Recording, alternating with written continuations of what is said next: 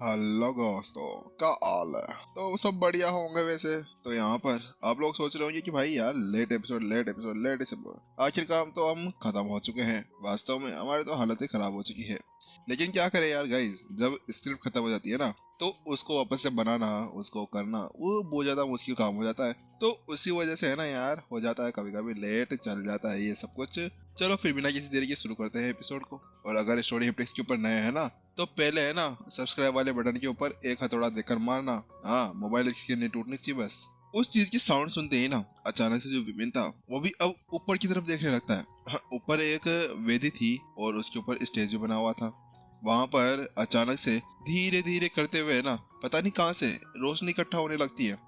और आसपास में जितनी भी एनर्जी थी ना, वो उस जगह पर आकर इकट्ठा हो जाती है। और धीरे धीरे ऐसा लगने लगा था जैसे कि यहाँ पर वह किसी तरह के किसी इल्यूजन को वहाँ पर क्रिएट कर रहे हो, या फिर किसी की इमेज को वहाँ पर बना रहे हो। क्योंकि वहाँ पर एक बंदा बैठा हुआ था अलगते पालगते मानकर, और अपने सामने की सभी चीजों को देख रहा था। ऐसा लग रहा था जैसे कि यहाँ पर वह गहन ज्ञान को दे रहा हो। लेकिन यहाँ पर है ना, उसका चेहरा कुछ दिख नहीं रहा था। बस वह एक आकृति थी जिसको यहाँ पर किसी एनर्जी साथ में बनाया गया था। अगले पल यहाँ पर वह कुछ बोलना शुरू करता है, और उसके साथ में जैसे वो ऐसा करता है ना, तो वहां पर महसूस होता है कि जो वो शब्द कह रहा था ना, वो थे तो कम, लेकिन जो उसके अंदर का गहन ज्ञान था ना, वो बिल्कुल सेम टू सेम था। उसमें ना तो कुछ कट रहा था ना कुछ फट रहा था। ये क्या, वहां पर विपिन पूरी तरह से भौहें तन जाती है और वो उसी चीज को देखने लगता है। वास्तव में अभी उसको कुछ समझ में आ रहा था। उसको वहां पर ऐसा सब कुछ समझ में आ रहा था जैसे कि यहाँ पर जो उसकी अड़चन वगैरह है ना, जो यहाँ पर उसको सफलता करने में थोड़ी सी प्रॉब्लम दे रही हो, वास्तव में उसके अंदर कुछ निजात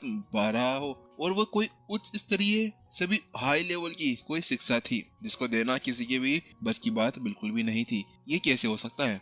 आखिरकार स्वर्ग की जो लाइब्रेरी है वो भी शायद ऐसा ही कुछ कर पाती है, और वो भी इसी तरह से कुछ लिख पाती है।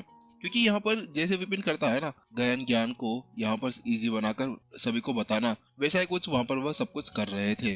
तो वहीं दूसरी तरफ प्रत्युषा कहती है, हाँ विपिन, आप जैसे सोच रहे हैं ना वैसा ही है। लेकिन आपको मैं बताऊं कि यहाँ पर ये गहन ज्ञान तो है, लेकिन यहाँ पर इसके अंदर इसको सरल करके बनाया गया है। लेकिन इसके अंदर से किसी चीज को तोड़ा फोड़ा नहीं गया है। इसको बिल्कुल आराम से सरल रूप के अंदर समझाया गया है। चीजें वही है, लेकिन उसको थोड़ा सा इजी वे के अंदर समझाया गया हुआ है। अगर यहाँ पर मैं कहूँ ना, तो आप मेरी बात का बुरा मत मानना। वास्तव में मैं कुछ ऐसा कहना चाहती हूँ जिसके साथ में आपका दिल टूट जाए, लेकिन मैं आपको ऐसा कुछ टेस्ट नहीं पहुँचाना चाहती। अगर मैं कहूँ तो यहाँ पर जो ये ज्ञान, जो भी बातें यहाँ पर कही जा रही है ना, वो वास्तव में यहाँ पर आपसे बिल्कुल अलग और आपसे बेटर है। शायद आप भी इसका शायद कुछ ना कर सके। वही विपिन भी अब उसका अपना सर हिला लेता है। वास्तव में वो भी सुन पा रहा था कि हाँ, उसके अंदर कुछ ऐसी चीजें भरी हुई थी। वापस वह समझ चुका था कि वास्तव में यहाँ पर जो ज्ञान वो स्वर्ग की लाइब्रेरी की लिया करता था ना, वही ज्ञान यहाँ पर लिया जा रहा था। जिसके साथ में वो समझ चुका था कि जो मास्टर शेख थे ना, वो पहले से ही उससे कई ज्यादा ऊंचे दर्जे पर पहुंच चुके थे। आखिरकार वो समझ चुके थे कि यहाँ पर वो नीला आसमान और सभी चीजों को एक कर कर सब कुछ बताते जा रहे थे। मानना पड़ेगा कि मास्टर शेख यहाँ पर स्वर्ग की लाइब्रेरी की तरह ही व्याख्यान दे रहे हैं। ऐसा लगता है कि ये जहाँ जहाँ घूमे ना, उन सभी का पूरा ज्ञान इनके दिमाग के अंदर बसा हुआ है, जिसकी वजह से यहाँ पर हर एक चीज को ये अपने तरीके से शालीनता से बताते जा रहे हैं। ऐसे ही बातें करते करते अचानक से विपिन को कुछ याद आता है, और वो पूछता है, प्रत्युषा आप यहाँ पर कैसे आ गए मेरे पास में। आप तो वहाँ पर खड़े थे ना, तो मेरे पास में ऐसे कैसे आ सकते हैं। बात कुछ ऐसी थी कि आसपास के अंदर है ना, वो सभी पेड़ लगे हुए थे। वो सभी बहुत ज्यादा गुस्से के अंदर थे। वो किसी को भी यहाँ पर आगे नहीं आने दिया करते थे। तो आखिरकार प्रत्युषा यहाँ पर कैसे आ सकती थी। तो वहाँ पर वो कहती है, अच्छा मैं, बात कुछ ऐसी है कि यहाँ पर जो पेड़ और वो सभी पत्तियां थी ना, वो वहां से चली गई है, और वो देखो वहां पर है। उसके साथ में, आई मेरा दिल टूट गया, मेरा दिल, मेरे अरमान टूट गए हैं, क्या करूं, आखिरकार किससे चिपकाऊं इन्हें। विपिन का तो पूरा तरह से यहाँ पर रोंगटे खड़े हो गए थे जब उसने देखा कि जिन पेड़ों को यहाँ पर वो इतने देर सम्मान की नजर से देख रहा था, जो पेड़ उसको सम्मान दे रहे थे, वास्तव में वो एक ही पल पासा पलट गया। आखिरकार ये कैसे पेड़ है भाई, इन्होंने तो मेरे को धोखा दे दिया।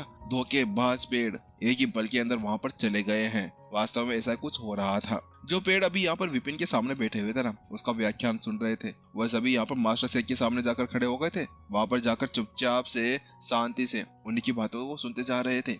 ऐसा लग रहा था जैसे कि उस वक्त यहाँ पर वह उस दुनिया के अंदर ना होकर दूसरी दुनिया के अंदर चले गए हों।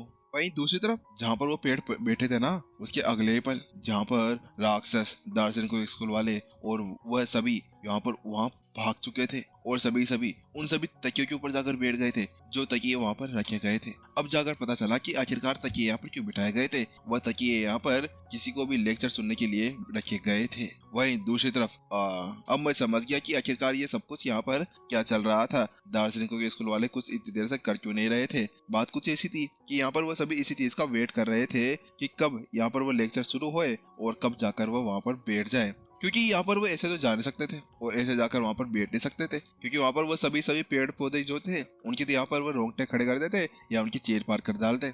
इसी वजह से वो उनका वेट कर रहे थे कि कब मास्टर शेख वहाँ पर अपना व्याख्यान शुरू करे और कब यहाँ पर वह सभी जाकर उस चीज को सुन सके।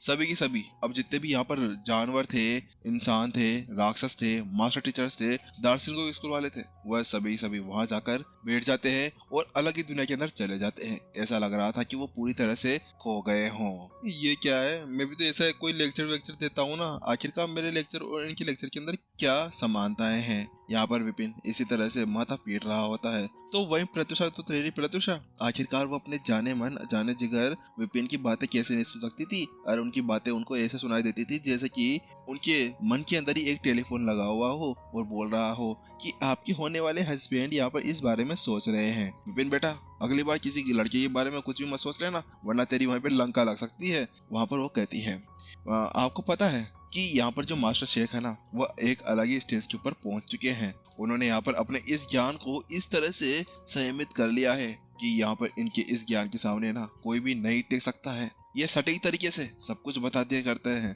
अभी देखो, आप यहाँ पर उन सभी पेड़ों को देख लो।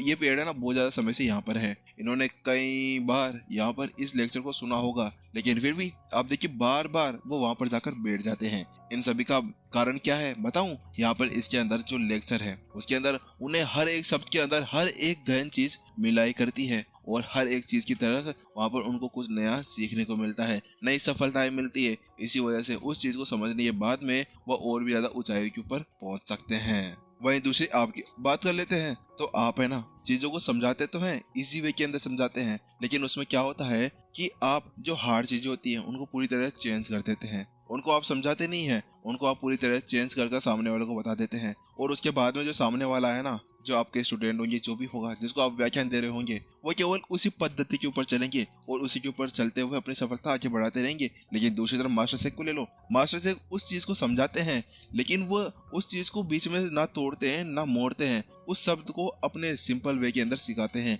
यानी कि अगर एक वर्ड है तो उसको 100 वर्ड के अंदर सिखा देंगे ताकि उसको सामने वाले बंदे को समझ में आ जाए। वो इजी वे होता है, ना कि ऐसा कि यहाँ पर अभी दूसरी है तो तीसरी भी निकल जाएगी इसी तरह से। और इसी वजह से यहाँ पर ये सभी तैयार हैं इस चीज को समझने के लिए। यहाँ पर प्रत्युषा उसको समझाती है और विपिन भी अपना शरीर लाए बिना नहीं रह सकता है। वास्तव में वह समझ चुका था कि जहाँ पर वो एक व्याख्यान देता है ना और उसके साथ में एक बंदा एक ही काम में कर सकता है, लेकिन यहाँ पर जो दूसरा व्याख्यान मास्टर शेख दे रहे थे उसके साथ में वो बंदा एक चीज को बनाने के साथ में ना वो दूसरे के अंदर भी ध्यान दे सकता था। यानी कि इलेक्ट्रिशियन का बंदा यहाँ पर डॉक्टर बनकर किसी के पिछवाड़े में यहाँ पर सुई को गोप सकता था। इस समय अब है ना जो विपिन बड़ी हैरानी के साथ में प्रत्युषा को देख रहा था, ये प्रत्युषा तो मेरे लिए एक मिस्ट्री बनकर रह चुकी है। वास्तव में यहाँ पर जब से मैं इनसे मिला हूँ ना, हमेशा मेरे को कुछ ना कुछ नई चीज सिखा कर जाती हैं। मेरे को तो ऐसा लगने लगा है जैसे कि यहाँ पर ये मेरी टीचर बन गई हैं और मैं इनका स्टूडेंट, और यहाँ पर ये हमेशा मेरे को नई नई चीजें सिखाकर जाने लगती हैं। लेकिन विपिन यहाँ पर ये जानता था कि वास्तव में वो कुछ भी कर ले, कुछ भी पता लगा ले, लेकिन वो प्रत्युषा के बारे में और उसके बैकग्राउंड के बारे में पता नहीं लगा सकता था, ना ही उससे वो पूछ सकता था। इसी वजह से विपिन थोड़ी देर के लिए चुप होता है और उसके बाद में वो पूछता है, प्रत्युषा लेकिन फिर आप वहाँ पर जाके उसके व्याख्यान को क्यों नहीं सुन रहे हैं? यहाँ पर वो कहता है, बात कुछ ऐसी थी कि यहाँ पर विपिन का तो समझ में आता है, लेकिन प्रत्युषा ऐसा क्यों नहीं कर रही थी? क्योंकि विपिन का तो यहाँ पर वो स्वर्ग की लाइब्रेरी के साथ में पढ़ता था और स्वर्ग की लाइब्रेरी के सामने कोई भी नहीं टिक सकता था। तो आखिरकार प्रत्युषा का क्या कारण रह चुका है? क्योंकि यहाँ पर जो अभी उनके सामने वह छाया चित्र बनकर आया हुआ है, जो उन सभी को व्याख्यान दे रहा है, वह तो मास्टर शेख का वही व्याख्यान है जो उसको स्वर्ग की लाइब्रेरी के अंदर ही मिल सकता है। तो वहीं दूसरी तरफ वह कहती है, अच्छा वो तो अभी तक यहाँ पर आपको पता नहीं है, शुरू भी नहीं हुआ है।